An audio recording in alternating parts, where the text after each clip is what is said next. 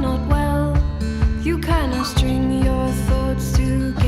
Hi guys, I'm James Wadsworth from _part3.co.uk. I'm sat here with Chloe Foy on her tour. So Chloe, how are things? We're speaking to you in Bournemouth. It's a couple of dates left of your tour. Tell us all about the tour. It's been really, really good. It's been like a pleasant surprise because I was kind of worrying that no one would turn up for one, because it's like, although we did one in the autumn, a very small one, this is the first big long run of places I've never played. So it's been really quite good so far. Although I've never played 5 dates in a row, which I did last week, and by the end of that I was pretty like, whew, pretty tired. Yeah. As you say, we saw that you did your first kind of headline tour, but it was a mini tour in autumn last year. How has this tour differed, and how have you approached it differently with that little bit more experience of having done your tour? Well, it's kind of feels completely different. So we did 3 shows in the autumn. So we just did like London, Bristol, and Manchester. So we kind of called it a mini tour. Oh yes, yeah. And we did. I think what we did was we did like a full band show in London, and then like a trio show in Bristol, and then a band with strings in Manchester. So I think the thing that I've done differently and perhaps is a bit more streamlined is having the same setup for all the gigs. Which is good. Yeah. So before we look forward to your promising future and what's going on for you, can we take a step back? So Chloe Foy, that's you, as a fledgling singer-songwriter, first taking your steps into music. How did music first come into your life? What was your first instrument? And how did you find your voice as a singer? I'm kind of wanting to know, take us into the world that made Chloe Foy, who's creating some quite wholesome music. Wholesome. That's a good word. Well, I got to do music from quite a young age. Neither of my parents were musical, but so they gave me the opportunity to go to this little school on a Saturday, like this little music school, and where we just like did singing and rhythm, just with movement and thing, like these are like 4-year-old kids moving around to music, which is amazing. But then my actual first instrument was the cello, so I kind of have a classical background. Okay. But my parents were big music fans, so in the house there was always like generally like 60s, kind of the Beatles, Rolling Stones, Joni Mitchell, and then into kind of Kate Bush, and quite a lot of like rock, well I guess rock bands like Elvis Costello, and then Tom Petty and things, so kind of growing up around that. And then I picked up a guitar when I was 14, because I saw Katie Tunstall play, because up until that point all I'd seen was male guitarists. You just assume that that's not something, it's a weird thing, you assume females perhaps, although Joni Mitchell. But and that's how I kind of got into singing and started just writing songs as soon as I started playing the guitar. So, and then it just kind of grew from there. So I've been doing it for quite a long time now. I went on to study classical music and then realised that perhaps that wasn't for me going forward. And I'd always just loved writing songs about just kind of expressing what was going on in my life and feelings that I was having. Okay, well that quite coincidentally quite segues to my next question. Oh, right. So you've just released your single about a week ago, "Oh You Are Not Well," which you described as a song built on raw emotion and the experience of loss. How does it feel when you're playing songs with, which I imagine, quite big feelings live? And how does the song's back history affect your choice of choosing it as a single or not choosing it as a single? It doesn't really affect my choice of choosing it as single. Like the history of it, obviously it's not irrelevant, but I just kind of go with how I like the song, how it sounds really, and how it's worked out. And so I think the moment of the kind of that feeling doesn't come into it so much later on. So in terms of releasing things as a single, I just go with my gut. Yeah, I'm not, and generally like how it sounds, I think, as well. Yeah. So. Great. So we actually talked about your first tour and how things work and stuff. So I want a bit of clarification because not everyone who's going to watch this video is going to have seen you live. So your songs recorded have quite a wide variety of instrumentation, like you spoke about. Now and possibly going forward, if we can ask you like this, how do you translate this into the live arena? And when writing your songs, what do you start? Do you start with a guitar, and then how does the instrumentation come into it? I start generally with a guitar. I'll just be playing around with chords and things, and then I'll maybe come up with a melody. And so it's generally just I write. Yeah. So that means it translates quite well in different formats. So I can go and play solo and it'd be fine. Yeah. And then it can also arrange it for trio, as we have done on this run. But then also it works full band, because when we go into the studio we just layer it up and add, if necessary, you know, you don't want to over-egg everything, but like drums and bass and strings and quite a lot of vocal harmonies. But I quite like the way that it changes each time you do it with a different setup. I like that it's versatile in that way. Yeah.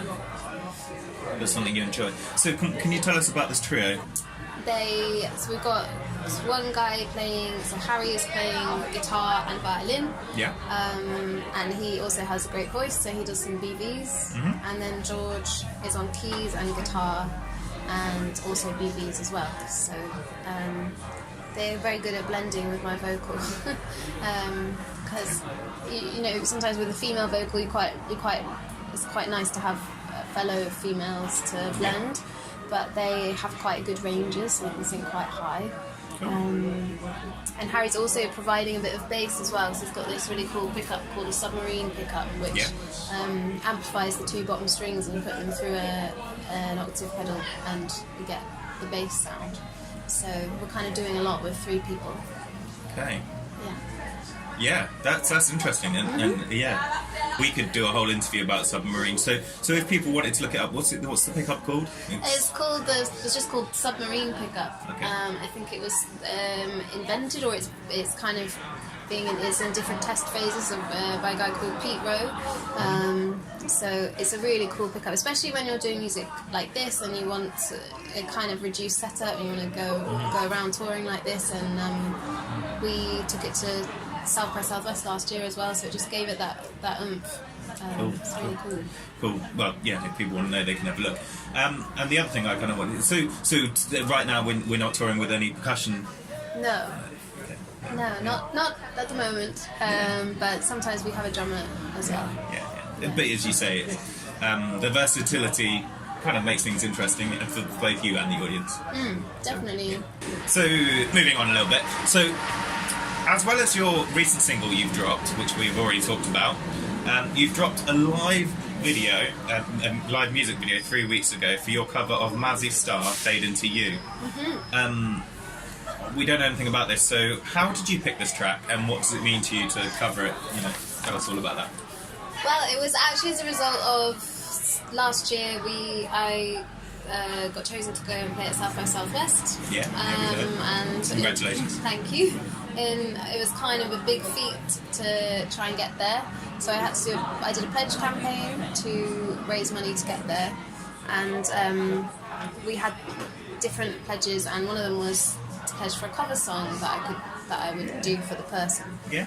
So this guy called David pledged for Mazzy Star's Fade Into You, and I'd never heard of Mazzy Star actually, which is, I don't know whether I should admit that or anyway. Neither right. No.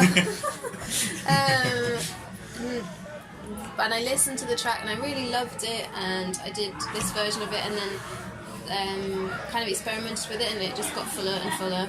And then we were like, why not just go into the studio and record it as a band? Yeah. And so we did that, and decided why not release it as well. It was a bit of a brave move, because I think a lot of people, there's a lot of covers of it out there on YouTube and on Spotify, and you can quite easily get quite, people get funny about you covering big songs. They have their opinions about it. But yeah, it was just just a really nice song to cover, actually. Well, someone interviewing artists, and it's nice. Like, this gives us a history. This gives us a reason. This when, as you say, people can sometimes be judgmental. Mm-hmm. There's a whole history to this now, isn't there? Mm. So, was there any really cool, really rad, or really off the wall pledges that you did for this money, or was there any songs that were great or really didn't work? Well, that was the only cover song pledge, actually. Okay. So that was that. But what did we do? I did like some cello lessons for people. Oh yeah. That was fun. I don't think there was anything that off the wall. I'd like to be more off the wall, but I'm just not. That's fine. And we took a disposable camera out there for one guy who'd pledged, and we took loads of photos on that and then sent that to him. He was from America, so that was kind of mad. I was sending all these things all across the world, and it's amazing how many people can be so supportive and get behind you. Yeah, it's really cool. I'm feeling that this sounds like it was kind of empowering, kind of humbling, but kind of fun too. Yeah, exactly. Yeah, it was all of the above. Yeah, lovely, Yeah. lovely. So, we're aware that somewhere in the pipeline is a debut album. Where are you with this? That you will tell us. Will it be a completely new collection of songs, or will some of the previous singles feature? And what are you going to tell us about it today? I can't really tell. Can't really tell you that much, mainly because I don't really know that much. Okay. We've recorded a lot of material back in February, and we're currently sort of deciding what fits, and also deciding whether to release an album soon, or maybe it might be next year, so we might wait a little longer. Yeah. But there are definitely singles that have been released in the last 6 months or longer that probably would fit thematically with it. I don't know, these things, especially when you're unsigned and you're kind of doing everything yourself, they do tend to take a bit longer than you'd hope, and you just kind of have to judge it. But we just quite like to build a bit more of an audience first to release it to. But I'm very keen to get a vinyl. That'd be a dream to have a vinyl. Okay, so that's the go-to. Yeah, that would be cool. That's the sign of success for you, isn't it? Yeah, I think that's so. a marker. I get that. Mm-hmm. So kind of you're saying to us is, in kind of honesty, that there is stuff recorded, but it's not you're being sheepish about telling us. You're not really sure where it's going yet. Yeah, exactly. That's quite cool. Yeah, I think there's a plan, but I think at this point where there's lots of potential kind of gigs that might come in, or that kind of thing, that things get shifted around. So I'm hoping next year. But so we're going to push you again. Festival season's coming. That kind of often comes with dropping a single, dropping some festival dates, maybe even a tour. Mm-hmm. Are you going to be dotting around, or are you got busy festival season, quiet? There's semi-busy. We've got one every weekend in August. Okay. And then I think we've got one in July as well. And there should be some music maybe being released around then. Okay. So yeah, that's where it stands at the moment. It kind of happens, doesn't it? We're quite used to when people start doing a tour or the dates, a single drops on there. Yeah, It's what happens these days. It's and wrapping it up. No more putting you under the iron. We always ask the artists that we get to meet, because you guys tour with the new stuff. What has caught your eye recently that's been up and coming that you've been like, oh, this is really good? New music kind of thing. I was asked this question the other day, and I've got this playlist that I keep putting. I put things on. Yeah. that's like I'm really loving at the moment, and I just because I'm so tired, I can't remember. I really like this artist called Eliza Shadad. I don't know if you've heard of her. I have not, but that's the whole point of this. She's not like she's definitely been around for a little bit, but she's sort of I think she's just released her debut album, and that's really really great. There's just a lot of like female artists that I love at the moment. There's a lot of artists in Manchester that are really really good. Yeah. Yeah. Who else? Like it's Eliza, and then. And I don't think this is particularly new and up and coming, but there's this track by a guy called Aaron Embry, which I really love. It's like this piano tune. I think that could have been around for a while. That's okay. What's the song called? I can't remember. No. I don't even have my phone on me to look. That's fine. That's fine. But Aaron Embry is the So guy. some artists are putting playlists on Spotify. Is that something your upcoming playlist? Is that on Spotify? Yeah, so it's people can find your. Yeah, so it's not necessarily like it's not all upcoming stuff, but it's just stuff that I really like at the moment that I've been listening to, and great. it's a mixture of there are some very new tracks and new bands, and then there's some older stuff, and then there's actually a couple of classical pieces and some world music as well. So big fan of like this kora player called Tamani Diabate, really like him. Yeah. Although it's all quite chilled, so Yeah. yeah. Well, we can feel that in your personality, which is nice. It's a nice temperament. So that's kind of everything. So guys, this is Chloe Foy. She's just about to finish her first big kind of headline tour. Reading between the lines, there will be an album, but who knows what it is. We'll be hearing some new music in the summer. And let's look at what festivals are on in August, because Chloe will be there. Green Man. Green Man. Okay, Green Man Festival. Thanks very much. One day you will see. Have some heart and hold his soul and give him all your body.